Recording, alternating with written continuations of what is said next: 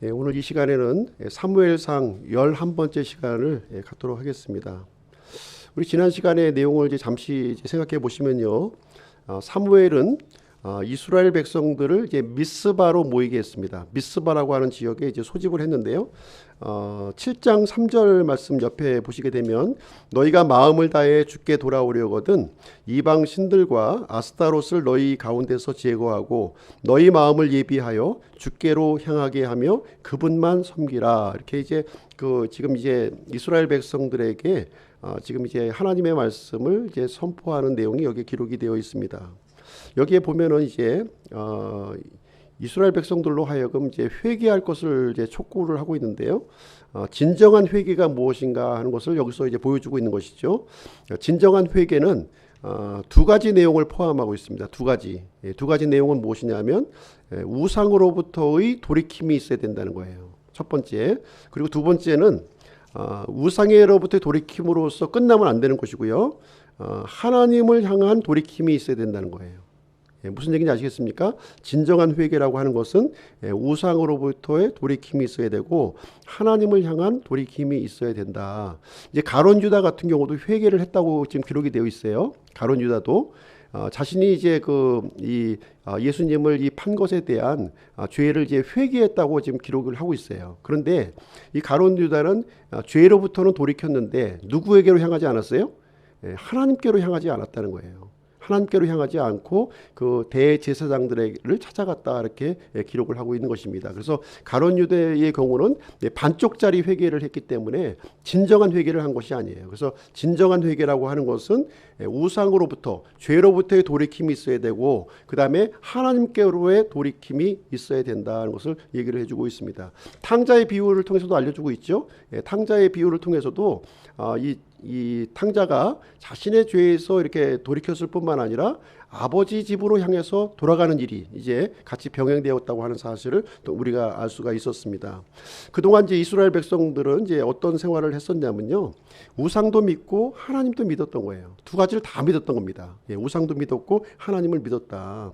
그래서 이제 하나님께서는 이게 우상을 품고 이렇게 하나님을 믿는 것은 가증한 것으로 여겼던 거예요. 가증한 것으로 여겼습니다. 그래서 하나님께서 제일 싫어하는 것이 바로 이렇게 두 마음을 품는 것을 제일 싫어하고 있는 것입니다. 그래서 이스라엘 백성들은요, 블레셋에서 이렇게 압제를 70년간 받게 되는 일이 일어나게 된 것입니다.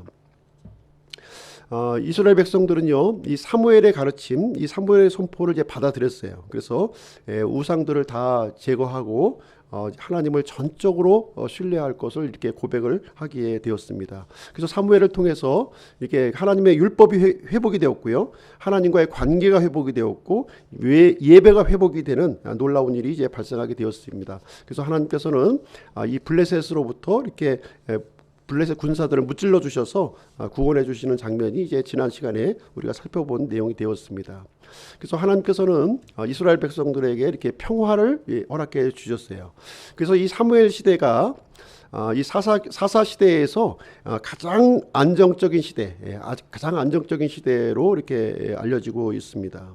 그래서 우리들에게도 이렇게 미스바와 같은 이런 영적인 부흥 운동이 우리에게 일어나기를 간절히 원합니다. 그러면 하나님께서 이렇게 우리를 위해서 이렇게 일하시기 시작을 하게 될 것입니다. 자, 이렇게 평화 시대가 계속 진행이 되면서요, 이제 많은 세월이 또 이렇게 흘러가게 됩니다. 그래서 7장과 8장 사이는 시간적인 공백이 상당히 많이 있습니다. 그래서 한참 동안의 시간이 지난 다음에 8장의 일이 지금 이어지고 있는 상황인데요. 오늘 8장의 내용은 어떤 내용이냐면 이스라엘 백성들이 왕을 요청하는 그런 이야기를 이제 다루고 있는 내용이 되겠습니다. 8장 1절부터 3절까지를 보시게 되면 사무엘의 아들들이 타락한 이야기를 여기서 기록을 해주고 있는데요. 8장 1절 한번 보겠습니다. 8장 1절. 사무엘이 늙어서 자기 아들들을 이스라엘의 재판관으로 삼았는데, 자, 사무엘의 나이가 지금 늙었다 이렇게 얘기를 표현이 나와 있죠.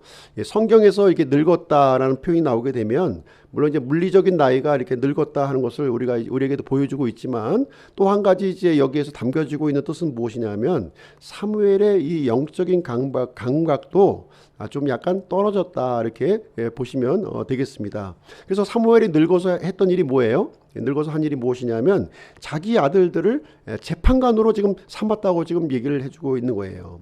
사실 이제 이 사사는 세습이 되는 게 아니거든요. 세습이 되는 것이 아니고 하나님께서 그때그때마다 임명하시는 게 바로 사사예요. 아들에게 이게 전달되지는 않는다는 것이죠. 그런데 이제 이 사무엘의 경우는 자신의 아들들을 이 재판관으로 삼았다 이렇게 얘기를 해주고 있는데요. 이제 아마도 이제 이 그 사무엘의 그 생애에서 가장 이렇게 이 유일한 어떻게 보면 유일한 오점이라고 생각할 수 있는 부분을 여기서 이제 진행을 하게 됩니다. 2절 3절 한번 보겠습니다. 이제 그의 맏아들의 이름은 요엘이요 둘째 아들의 이름은 아비야더라. 그들이 브엘세바에서 재판관이 되니라. 그의 아들들이 그의 길들로 걷지 아니하고 옆으로 돌이켜 이익을 추구하며 뇌물을 취하고 재판을 굽게 하니라. 여기 이제 요엘과 아비야라고 하는 이제 두 아들의 이제 모습이 이제 등장하고 있는데요.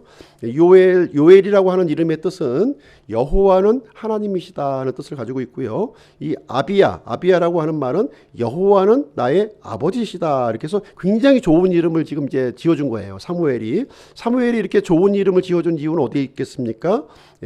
이 아들들이 하나님의 사람으로 이렇게 믿음의 사람으로 성장하기를 기다리는 마음에서 이렇게 그 좋은 이름으로 지어졌을 거예요. 그런데 이 불행하게도 이 두 아들은 사무엘의 의도대로 성장하지 아니하였다 이렇게 얘기를 주고 있는 거예요. 지금 이스라엘의 재판관으로서 어쨌든 사무엘이 이제 임명을 했지만 이 이스라엘의 재판관으로서 이제 올바른 공의를 이제 집행해야 되는데 여기에 보니까 옆으로 돌이켜 이익을 추구하며 뇌물을 취하고 재판을 굽게 하였다 이렇게 기록을 해주고 있는 거예요.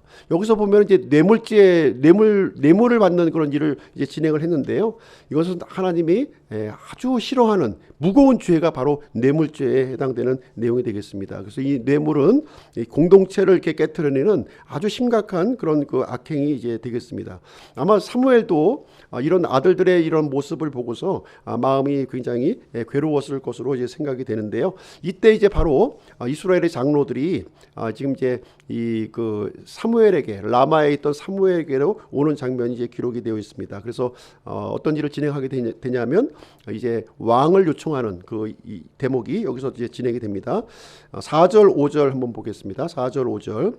이에 이스라엘의 모든 장로들이 함께 모여 라마에 있던 사무엘에게 가서 그에게 이르되 보소서 당신은 늙었고 당신의 아들들은 당신의 길들로 걷지 아니하니 모든 민족들과 같이 이제 우리에게 왕을 세워 우리를 재판하게 하소서 하니라 이렇게 기록이 되어 있습니다. 여기에 보시면 이제 이스라엘의 모든 장로들이 지금 사무엘 앞으로 지금 모였다 이렇게 얘기를 해주면서 지금 이제 사무엘에게 두 가지 그 이 내용을 가지고 사무엘을 압박하는 내용이 여기 이제 기록이 되어 있는 거예요. 그 두 가지 내용이 무엇이냐면 이 사무엘이 늙었다는 거예요. 이제 사무엘의 나이가 지금 이제 늙었다. 이거를 지적을 하고 있고 또 한 가지는 뭐냐면 두 아들이 당신 사무엘과 같지 아니하고 지금 악행을 지금 저지르고 있다 하는 내용을 해주고 있는 내용이 되겠습니다. 사실 이거는 이제 어떻게 보면 이 표면적인 이유예요. 진정한 이유가 되지는 못하고요. 표면적인 이유를 이제 가지고 있는 건데 진정한 이유는 무엇이냐면은 사실 이제 이 뒤에도 내용이 나오고 있지만 하나님을 이렇게 대적하는 마음이 그 이 장로들 마음 속에는 이제 있다는 것을 얘기해주고 있습니다. 하나님의 직접적인 통치를 이렇게 거부하고 인간 왕을 통해서 이렇게 통치를 받겠다고 하는 그런 의사를 여기서 표현을 해주고 있는 내용이 되겠습니다. 사무엘이 이제 이 말을 들었을 때 이제 어떻게 이제 반응을 하는지 한번 보도록 하겠습니다. 6절 한번 보시죠. 6절. 그러나 그들이 이르기를 우리에게 왕을 주어 우리를 재판하게 하소서 하셨을 때에 그 일을 사무엘이 기뻐하지 아니하며 주께 기도하매. 그래서 사무엘은요 이 백성들이 이제 어떻게 보면 자신을 이렇게 버리는 것으로 이렇게 생각이 이제 들었던 것이죠. 그래서 감정적으로 굉장히 아마 이 섭섭한 마음이 굉장히 강했을 것이라고 이제 생각이 되옵니다. 그래서 지금 수십 년 동안 이스라엘을 지금 평화롭게 다스리고 있었는데 지금 이제 사무엘의 이 지도력을 거부하고 있는 이스라엘의 백성이 되겠습니다. 근데 이 사무엘은요, 이 내용을 가지고 이 감정적으로 이 이스라엘 백성들과 다투지를 않았어요. 이것을 가지고 이 하나님 앞에 가지고 가는 사무엘의 모습을 보게 됩니다. 그래서 하나님께 기도를 이제 하는데요. 7절 한번 보겠습니다. 주께서 사무엘에게 이르시되 백성이 내게 말하는 모든 것에서 그들의 음성에 귀를 기울이라. 그들이 너를 버리지 아니하고 나를 버려서 내가 자기들을 통치하지 못하게 하였느니라. 그래서 이제 하나님께서 이제 응답을 주시기를 어떻게 해주냐면 사무엘의 지금 이 마음을 지금 위로해주고 있는 거죠. 실질적으로 이 사무엘을 지금 이제 버린 것이 아니라 바로 하나님을 버린 것이다 하는 것을 지금 이제 알려주시면서 하나님도 지금 매우 이 내용에 대해서 지금 이제 섭섭한 마음을 지금 갖고 계시다 하는 것을 여기서 보여주고 있습니다. 그러면서 하나님께서는요, 사무엘에게 뜻밖의 응답을 여기서 이제 해주시는 거예요. 무슨 얘기냐면은 그 백성들의 요청을 들어주라는 거예요. 이제 왕을 요청하고 있는데 그 요청을 들어주라 이렇게 얘기를 해주고 있습니다. 사실 하나님께서는 이스라엘 백성들이 어느 시점인가 가서는요, 이렇게 그 왕을 요청할 것을 미리 알고 계셨어요. 그래서 우리가 이제 찾아보지는 않겠지만 신명기 17장 14절부터 20절까지의 내용을 보시게 되면 이제 이 왕의 규범을 미리 이제 알려주셨어요. 이제 모세를 통해서 시내산에 있을 때 앞으로 가나안 땅에 들어가면 이제 이스라엘 사람들이 이제 왕을 요청할 텐데 그 왕이 될 만한 사람을 어떤 사람을 선택해야 되는지 거기에 대한 규범을 이렇게 알려주시게 되었습니다. 거기에 보시면 이제 하나님께서 이 왕의 직무 중에서 세 가지를 금지하셨고요. 세 가지를 금지하셨고 한 가지를 이렇게 권하는 명령으로 이렇게 구성이 되어져 있습니다. 세 가지를 금지하셨는데 무엇을 금지하였냐면은 첫 번째, 이 왕은 자기를 위해서 말을 늘리지 말라는 거예요. 자기를 위해서 말을 늘리지 말라 이런 얘기를 해줬고요. 두 번째는 자기를 위해서 아내를 많이 두지 말라 이렇게 얘기를 해주셨습니다. 그리고 세 번째로는요, 자기를 위해서 은과 금을 늘리지 말라 이렇게 이 세 가지 금지 명령을 내려주셨고요. 또 한 가지 권하는 명령은 무엇이냐면은 이 왕은 반드시 하나님의 말씀을 잘 배우고 지키는 일을 해 나갈 것을 이렇게 말씀을 해 주셨습니다. 그런데 지금 이제 이스라엘 백성들이 왕을 요구하고 있는데 지금 신명기에 이 근거한 이런 왕을 요구한 것이 아니라고 하는 사실이에요. 신명기에서 요구하는 이 왕의 모습은 어떤 왕입니까? 신명기에서 요구하는 이 왕이라고 하는 것은 하나님의 말씀대로 그 이스라엘을 잘 이렇게 통치하고 다스리는 그런 왕을 이제 말씀해 주셨던 것인데 이스라엘 백성들이 요구했던 왕은 그런 왕이 아니라 이 전쟁에서 승리하는 그 아주 강력한 통치자를 원했다는 것을 여기서 보여주고 있어요. 그래서 이 때로는요, 우리가 이제 그 하나님의 생각이 틀리고 내 생각이 이렇게 옳은 것처럼 생각이 들을 때가 이제 많이 있어요. 그렇죠? 잠언서 14장 12절에 보시면 어떤 길은 사람이 보기에 옳으나 그것의 끝은 사망의 길들이니라 이렇게 기록을 해주고 있습니다. 그래서 이제 하나님께서는 이스라엘 백성들의 요구대로 왕정 제도를 이제 시작하기로 이렇게 시작을 하시게 됩니다. 그래서 앞으로 수많은 왕들이 이제 등장하게 되고요. 이 북이스라엘 같은 경우에는 총 20명의 왕이 이제 있는데 20명 왕이 다 악한 왕이었어요. 그래서 결국은 이 북이스라엘은 이제 그 아스리아 제국에 의해서 멸망을 당하게 되고요.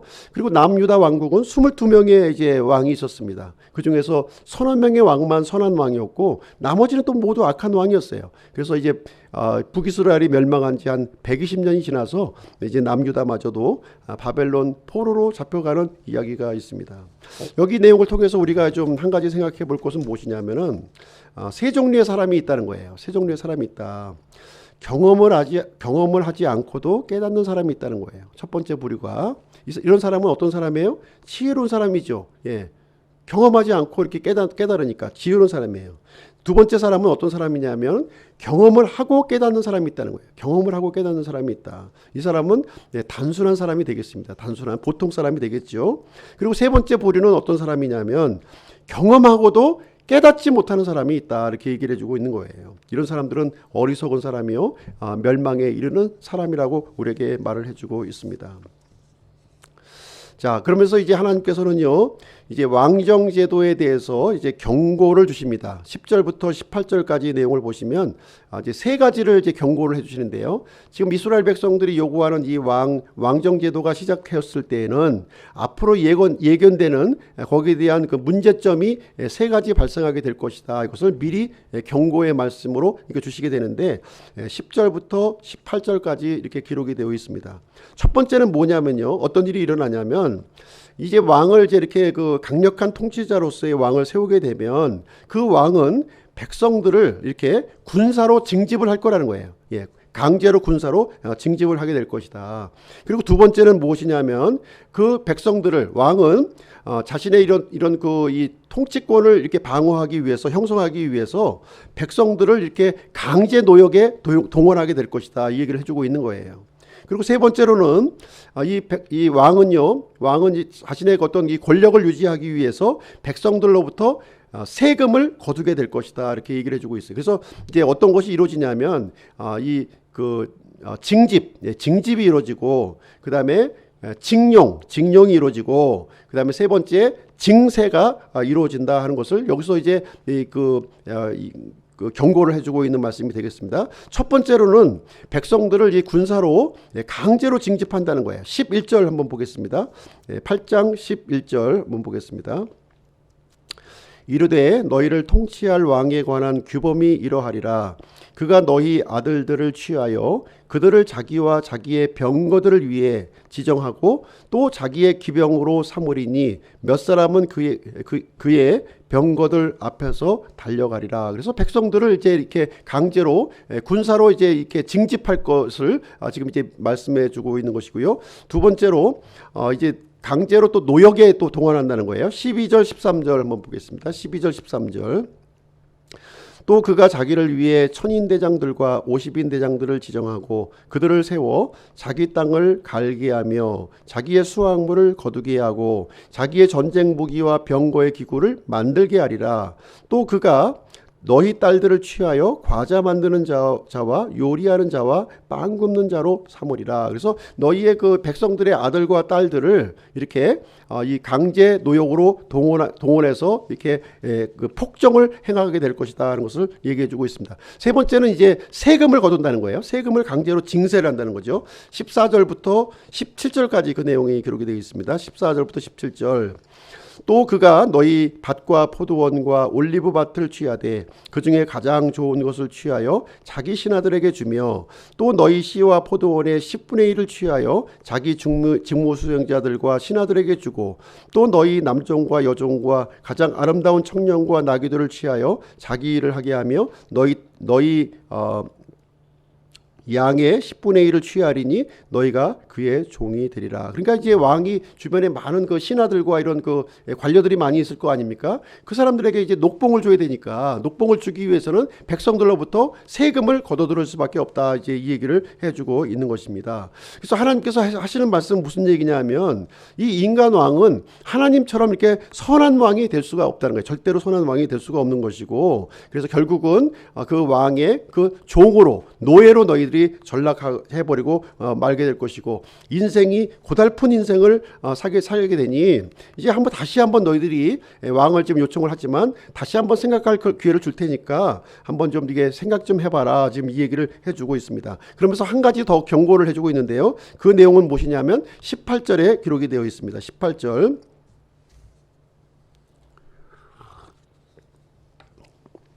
그날에 너희가 너희를 위해 택할 너희 왕으로 인하여 너희가 부르짖을 터이나 주께서 그날에 너희 말을 듣지 아니하시리라. 그래서 이제 이 왕을 이제 너희들이 이제 택해서 세울 텐데 그 왕의 폭정 때문에 너희들이 나한테 부르짖을 것이다. 부르짖더라도 그날에 내가 응답한다 안 한다? 응답하지 않겠다. 지금 얘기를 해주고 있는 거예요.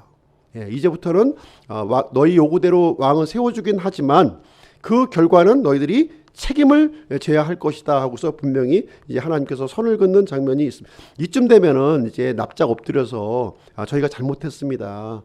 하나님이 직접 저희들을 다스려 주십시오 이렇게 해야 되는 건데 이 그 이스라엘 백성들의 이 완악한 마음과 이 고집은 꺾지를 않는 거예요. 계속 하나님을 향해서 대적하는 장면이 여기에 이제 기록이 되어 있습니다. 그래서 결국은 이제 이스라엘 백성들은 고집을 꺾지 않고 그래서 하나님은 왕정 제도를 허락하시는 내용이 19절부터 22절까지 내용이 진행되어 있습니다. 19절 20절 한번 보겠습니다. 19절 20절 그럼에도 불구하고 백성이 사무엘의 목소리에 순종하기를 거부하여 이르되 아니로소이다 우리를 다스릴 왕이 있어야 하리니 그리하여야 우리도 모든 민족들과 같이 되어 우리 왕이 우리를 재판하며 우리 앞에 나아가서 우리의 싸움을 싸우리다 하니라. 자, 여기 보시면 이제 그 19절 20절 내용을 보시게 되면 지금 이제 이스라엘 지금 이제 왕을 요구하는 사람들의 지금 본색이 지금 이렇게 드러나고 있는 거예요. 진짜 왕을 요구하는 근본적인 이유가 어디에 있느냐 하는 것이 이제 나와 있는데요. 지금 19절 20절 내용을 보시게 되면 우리라고 하는 단어가 계속 반복해서 등장해요. 우리라고 하는 단어가 아주 굉장히 반복적으로 등장하는데요. 이 우리는 누구를 지칭하고 있는 것이냐 하면 이스라엘 백성들을 얘기하고 있는 것이 아니라 처음에 등장했던 이스라엘의 그 장로들을 얘기해 주고 있는 거예요. 지금 어떻게 보면 그 이스라엘 백성 내에서 기득권을 갖고 있는 그 사람들이 바로 이제 이 내용을 요청하고 있구나 하는 사실을 우리가 이제 알 수가 있는 것이죠. 우리 앞에 이제 자신의 기득권을 보호하기 위해서는 왕이 필요하다는 거예요. 왕. 자신의 재산을 지키기 위해서는 왕이 필요하다. 사실상 이 백성들을 위해서 이렇게 하는 것이 아니라는 것이죠. 백성들이 강제 노역을 당하든 아들과 딸이 이렇게 이 노비와 이런 그 하인으로 여종으로 이렇게 들어오고 세금을 이렇게 낸다 하더라도 우리의 재산을 지키기 위해서는 인간 통치자, 강력한 통치자가 있어야 한다는 내용을 여기서 이제 해주고 있는 내용이 이제 되겠습니다. 21절, 22절 보겠습니다. 마지막 내용인데요. 사무엘이 백성의 모든 말을 듣고 주의 귀에 그것들을 다시 고하매 주께서 사무엘에게 이르시되 그들의 음성에 귀를 기울여 그들에게 왕을 세우라 하시니 사무엘이 이스라엘 사람들에게 이르되 너희는 각각 자기 도시로 가라 하니라. 그래서 사무엘이 이제 이 백성의 모든 의견을 하나님 앞에 이렇게 드리니까 이제 그들의 요구대로 왕을 이제 세우라 이렇게 하나님께서 허락하시는 장면이 여기에 기록이 되어 있습니다. 여기서 보시면 이제 하나님의 뜻이요. 두 가지 이제 그 하나님의 뜻이 있음을 우리는 좀 생각을 해볼 수가 있어요. 하나님께서 원하시는 뜻이 있고 하나님께서 허락하시는 뜻이 있다는 거예요. 우리가 하나님 앞에 이렇게 땡깡을 부리고 이렇게 아주 고집을 피우게 되면 하나님은 원치는 않으시지만 우리에게 허락하시는 뜻이 있다는 것을 얘기해 주고 있는 거예요. 지금 이제 이 왕정 제도는요, 하나님께서 원래 원하셨던 그런 방법이 아니라 지금 이제 이 하나님께서 허락하시는 뜻이라고 하는 사실을 여기서 얘기해 주고 있는 것이고요. 여기에 대한 모든 결과에 대한 책임은 이스라엘 백성들이 져야 할 것을 하나님께서 분명하게 말씀을 해 주셨습니다. 그래서 하나님께서는 이런 인간 왕을 통해서 이제 새로운 가르침을 이제 하나님께서는 교육을 이제 진행하려고 이제 하시고 있는 내용이 되는 것이죠. 그래서 인간 왕에게는 소망이 없고 이제 이 진정한 왕이신 하나님을 통해서만 우리가 소망을 가질 수 있다 하는 사실을 여러 명의 인간 왕들이 이렇게 진행되면서 그 사실을 이제 알려주시게 되는 것을 볼 수가 있습니다. 자, 그러면 오늘 이제 이 8장 말씀을 통해서 적용할 교훈 3가지 한번 보시도록 하겠습니다. 첫 번째 교훈은 무엇이냐면 사람들은 동서고금을 막론하고 보이는 왕을 추구한다는 거예요. 보이는 왕. 보이지 않는 하나님을 원하는 것이 아니라 보이는 인간왕을 항상 추구하고 있다는 것을 우리는 볼 수가 있습니다. 그래서 우리가 역사상 수많은 통치자들이 있었어요. 그렇죠? 수많은 통치자들이 있었습니다. 그래서 그 사람들은 예외 없이 처음에는 무엇인가 새로운 일을 이렇게 하는 것처럼 이렇게 했지만 결국에는 다 몰락의 길로 이제 빠져드는 것을 우리는 경험하게 됩니다. 그래서 어떠한 권력도 영원하지 않았고 우리 사람들에게 소망을 주지 못했다는 것을 역사가 우리에게 증명을 해주고 있는 내용이 되겠습니다. 그리고 수많은 제도를 이렇게 바꿔보지만 본질적인 인간의 본질적인 문제를 해결하지 못하고 있다고 하는 사실입니다. 그래서 우리의 궁극적인 문제, 이 궁극적인 문제는 인간 통치자로서 해결되는 것이 아니라 오직 하나님의 왕되심을 통해서만이 우리에게 이루어진다 하는 것을 우리에게 가르쳐주고 있는 내용이 되겠습니다. 저는 이제 이 내용을 통해서 볼 때 우리 교회도 동일하게 적용이 될 수 있다고 생각을 합니다. 교회도 목사가 권력이 되어서는 절대로 안 된다고 하는 사실이 되겠습니다. 그래서 이 목사라고 하는 직분이라고 하는 것은 이 섬김이 이제 섬기는 직분인데요. 이 성도들 앞에서 이 군림하는 일이 동시에 공존할 수는 없다고 하는 사실을 우리는 배울 필요가 있는 것이죠. 그래서 이 교회라고 하는 것은 사람이 이렇게 그 사람 중심으로 이루어지는 것이 아니라 하나님의 말씀에 의해서 움직여져야 된다는 것을 우리는 이제 이 내용을 통해서 배워야 할 필요가 있습니다. 그래서 이 교회라고 하는 것은요, 과도하게 이렇게 성도가 많아질 필요가 없다는 것이죠. 과도하게. 특별히 우리 이 코로나 시대를 맞이해서 그러한 부분이 더욱더 절실하게 우리에게 다가오고 있는 그런 부분이라고 생각이 됩니다. 진정한 교회의 본질이라고 하는 것은 우리가 하나님을 두려워하고 하나님의 말씀을 배우고 하나님의 말씀대로 살아가는 것이 가장 중요한 일이 이제 되겠습니다.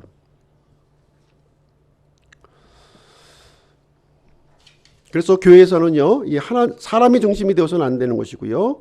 또 더군다나 목사가 중심이 되어서는 안 되는 것입니다. 그래서 목사든 성도든 모든 사람이 하나님의 말씀 앞에 무릎을 꿇고 하나님의 통치를 받아야 될 줄로 생각을 합니다.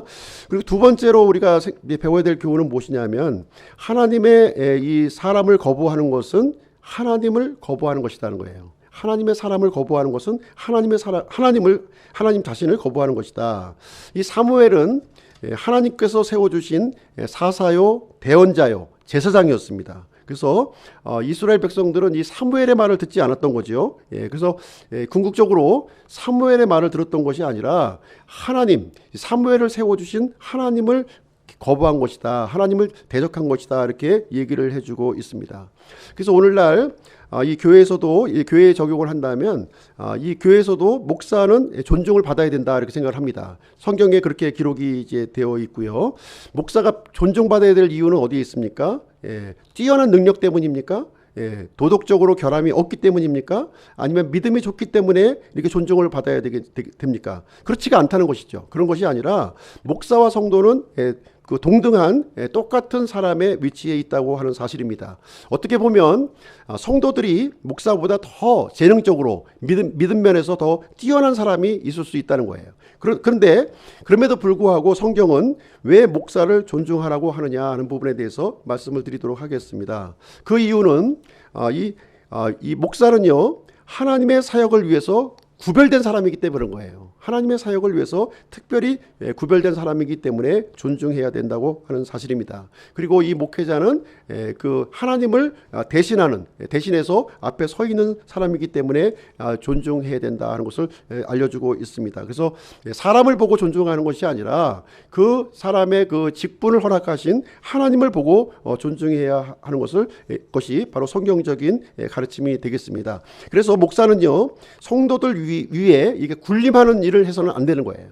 그렇죠. 그리고 또 성도 입장에서는 이 목사를 또 이렇게 멸시하고 무시하는 그런 태도를 취해서는 안 된다고 하는 사실입니다. 그래서 하나님은 이런 질서를 통해서 일하시는 하나님이시라고 하는 사실을 우리는 이제 이해할 필요가 있는 것이고요.